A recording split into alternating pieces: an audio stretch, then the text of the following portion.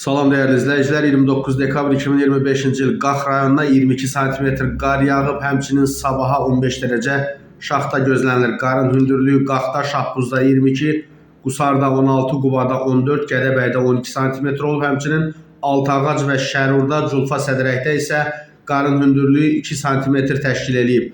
Bundan başqa sabaha 15 derece şaxta gözlənilir değerli izleyiciler.